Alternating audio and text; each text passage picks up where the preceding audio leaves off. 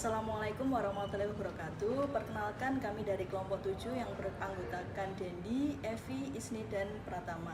Di sini kami akan melakukan podcast sebuah analisis video dari pembelajaran berdiferensiasi. Silahkan diperhatikan. Oke Mbak Berlian, kemarin kan ini ya kita udah nonton video tentang pembelajaran berdiferensiasi. Nah, kira-kira dari video tersebut menurut Mbak Berlian dan kelompok Mbak Berlian itu apa sih konsep atau hal baru yang ada di video tersebut? Baik Mbak Evi, terima kasih. Setelah saya dan kelompok saya menganalisis dari video pembelajaran berdiferensiasi itu, hal baru yang kami temukan kalau secara komprehensif ya, kita lihat dari video itu ada guru yang dimana ketika mengajar itu tidak hanya melakukan pembelajaran konvensional atau seperti ceramah, tapi ketika kita melihat dari awal sampai akhir pembelajaran banyak pembaharuan yang bisa kita tiru sebagai guru. Contohnya, mulai dari awal pembelajaran, Pak Guru di video tersebut melakukan sebuah pendekatan kepada siswa. Jadi sebelum memulai belajar, Pak Guru itu menanyakan siapa saja yang kemarin tidak mengikuti pembelajaran. Lalu Pak Guru mendekati salah satu murid, menanyakan alasannya dan lain-lain untuk sebagai pembelajaran kepada teman-teman lain supaya kedepannya lebih disiplin lagi. Lalu juga di kelas itu dilakukan baca Quran bersama ya kalau nggak salah ya. Itu juga sebagai salah satu terobosan baru. Selain ilmu materi yang disampaikan, bisa juga kita memasukkan hal-hal baru seperti yang dilakukan Bapak Guru tersebut, yaitu melakukan mungkin kalau bisa dibilang siraman rohani seperti itu, berupa membaca Quran bersama-sama. Lalu ketika sebelum memasuki pembelajaran inti, di situ kita juga bisa melihat kalau guru tersebut juga melakukan istilahnya pengecekan kesiapan belajar. Apakah semua siswa sudah siap untuk mengikuti pembelajaran atau belum? Dan juga ketika melakukan pembelajaran inti, guru di video tersebut juga melakukan istilahnya sistem atau strategi pembelajaran yang unik, yaitu membagi siswanya menjadi beberapa kelompok. Lalu di akhir pembelajaran pun guru juga meminta siswa untuk memberikan kesimpulan dari pembelajaran yang sudah dilakukan hari itu. Jadi menurut saya dari awal sampai akhir di video itu banyak ya hal-hal yang bisa kita ambil dan bisa kita tiru sebagai guru terkait dengan pembelajaran diferensiasi. Berarti ini ya Mbak ya, dari nggak kayak dulu. Kalau dulu kan guru masuk itu kan langsung pembelajaran. Berarti kan ini betul. Kayak ada terobosan-terobosan baru yang sebelum guru itu memberikan materi pembelajaran. Okay. Baik Mbak Berlian, dari yang pertama tadi kan kita udah tahu nih konsep atau hal baru apa yang ada dalam pembelajaran video tersebut. Nah, ini saya mau tanya lagi nih Mbak Berlian, kira-kira hal-hal apa saja yang menurut Mbak Berlian ada di dalam video pembelajaran berdiferensiasi itu? Oke, kalau meninjau dari video dan pembelajaran yang dilakukan guru di dalam video tersebut, hal yang bisa kita garis bawahi dari pembelajaran berdiferensiasi itu kita bisa lihat dari bagaimana cara guru tersebut memetakan siswa berdasarkan kesiapan belajar. Karena mungkin kalau sebelumnya kita melihat banyak pembelajaran yang mungkin mengesampingkan kesiapan siswa. Kita menyamaratakan bahwa semua siswa siap mengikuti pembelajaran, akhirnya kita melakukan pembelajaran seperti biasa. Tapi hal yang unik di video tersebut, Pak Guru tersebut mengecek dulu apakah siswa-siswa ini sudah siap atau ada yang belum siap mengikuti pembelajaran. Kalau di video tersebut mungkin dengan cara memberikan soal ya, memberikan soal di papan tulis, meminta siswa mengerjakan. Ketika guru tersebut sudah mengetahui siswa mana saja yang sudah siap atau kurang siap, guru tersebut menindaklanjutinya dengan cara membuat kelompok. Ada 3 kelompok kalau berdasarkan video tersebut. Ada kelompok siswa yang memang sudah siap untuk mengikuti pembelajaran, dibuktikan dengan mungkin bagus nilainya dalam mengerjakan soal pratesnya itu. Yang kedua mungkin siswa yang cukup siap, yang ketiga siswa yang kurang siap. Nah, setelah dikelompokkan menjadi 3 kelompok itu, pendekatan yang dilakukan guru tersebut juga berbeda-beda. Untuk kelompok yang kurang siap dalam mengikuti belajar, mungkin guru tersebut memberikan pendekatan yang lebih istilahnya lebih detail. Jadi guru tersebut masuk ke dalam kelompok itu, lalu mungkin menjelaskan materi yang ingin disampaikan, lalu juga menanyai siswa apakah sampai sini sudah paham atau ada yang ditanyakan atau ada yang kesulitan mengerjakan soal. Itu mungkin cara guru melakukan pendekatan kepada siswa yang kurang siap dalam belajarnya itu dengan cara seperti itu. Akhirnya setiap siswa yang di situ mungkin merasa dihargai atau merasa sudah paham karena ibaratnya diajari secara khusus, secara pribadi. Lalu untuk kelompok yang kedua, untuk kelompok siswa yang sudah cukup siap mengikuti pembelajaran itu, guru tersebut melakukan pendekatan dengan membimbing, namun tidak sedetail kelompok sebelumnya.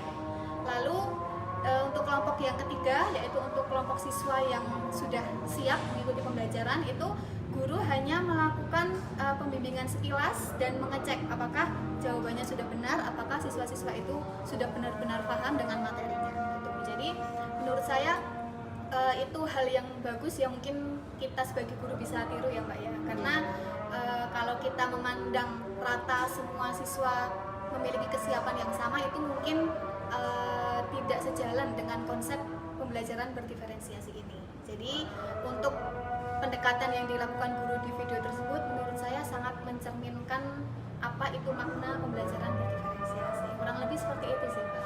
Berarti ini ya Mbak ya, guru itu memetakan, mengelompokkan siswa itu berdasarkan kesiapan, nggak langsung tiba-tiba dibentuk kelompok, tapi emang benar-benar berdasarkan kesiapan dari siswa tersebut. Iya, betul.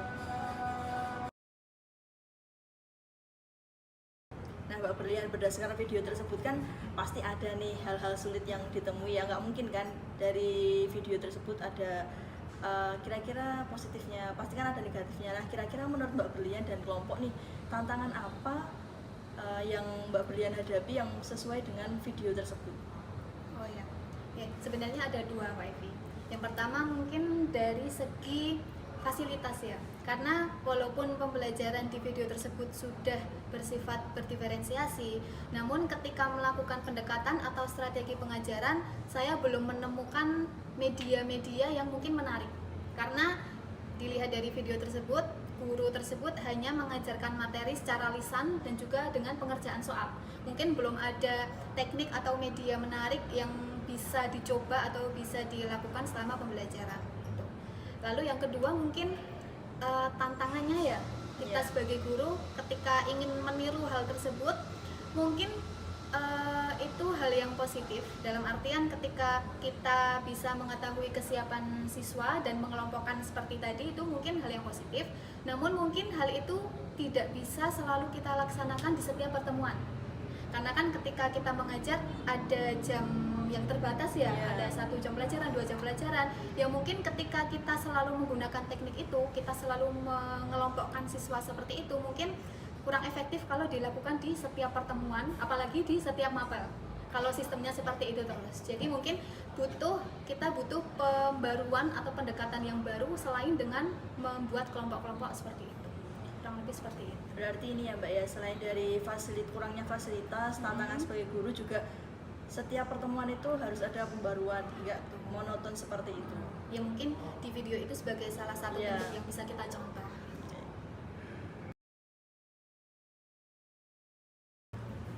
Oke Mbak Berlian, tadi kan Mbak Berlian sudah menyebutkan nih tantangan-tantangan apa yang Anda hadapi yang sesuai dengan video tersebut. Nah, selain ada tantangan, kira-kira nih Mbak Berlian, perubahan-perubahan apa yang Anda ingin lakukan sesuai dengan video yang ada? Oke. Kalau perubahan berdasarkan hasil analisis kita ya Mbak ya? Mungkin banyak Mbak. Kalau bisa meringkas mungkin ada 4 poin yang bisa saya tangkap dan bisa saya contoh dari video tersebut. Tapi yang pertama, menanggapi dari tantangan yang saya sebutkan di awal, bahwa di video itu masih kurangnya fasilitas yang kreatif ya.